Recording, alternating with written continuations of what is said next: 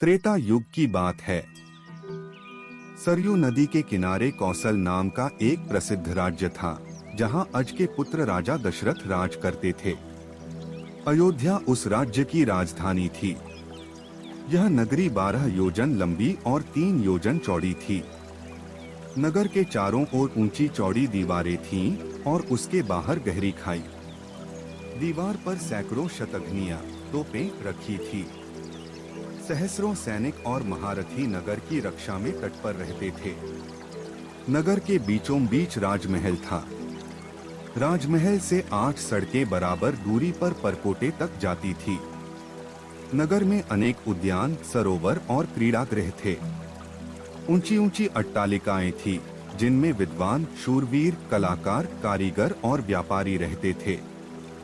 घर घर में लक्ष्मी का निवास था। बाजार अच्छी से अच्छी वस्तुओं से भरे रहते थे। नगर के लोग स्वस्थ और सदाचारी थे। कुल मर्यादा के अनुसार सभी अपने धर्म का पालन करते थे। सभी जगह शांति, पवित्रता और एकता का वास था। राजा दशरथ बड़े प्रतापी और सदाचारी थे। सगर, रघु, दिलीप आदि अपने पूर्वजों की तरह उनका भी यश चारों ओर फैला हुआ था। 8 सुयोग्य मंत्रियों की सहायता से वे राजकाज चलाते थे।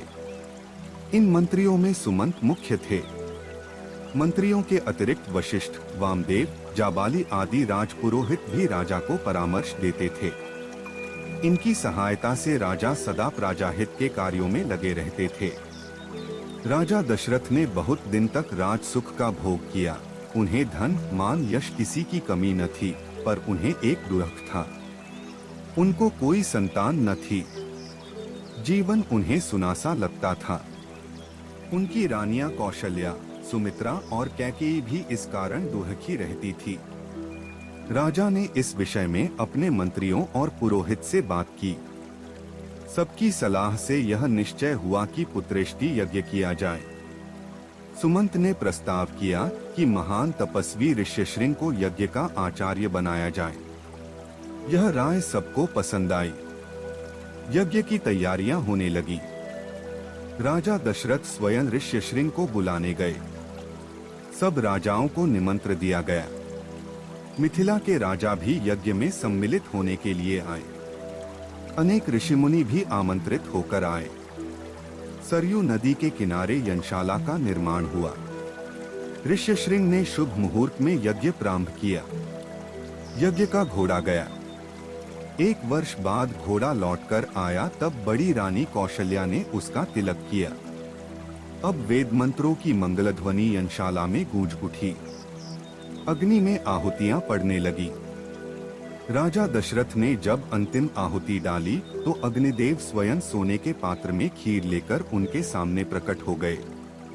ऋष्यशृंग ने अग्निदेव से खीर का पात्र ले लिया और राजा दशरथ को देकर कहा कि यह खीर पुत्रदायक है।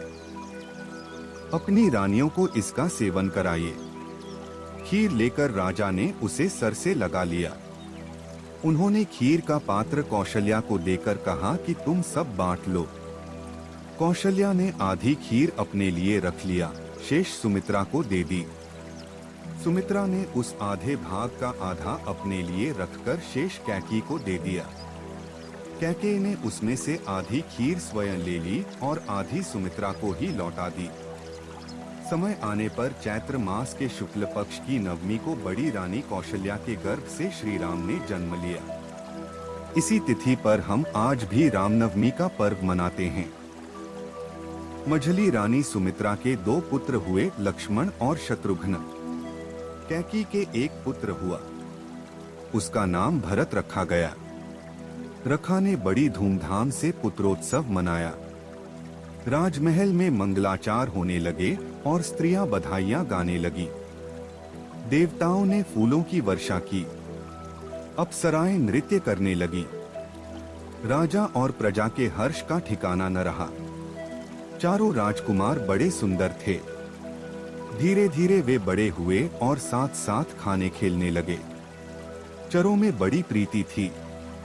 लक्ष्मण राम के साथ अधिक रहते और शत्रुघ्न भरत के साथ। चारों भाई जब अयोध्या की गलियों में खेलने निकलते तब उन्हें देखकर ठगे से रह जाते।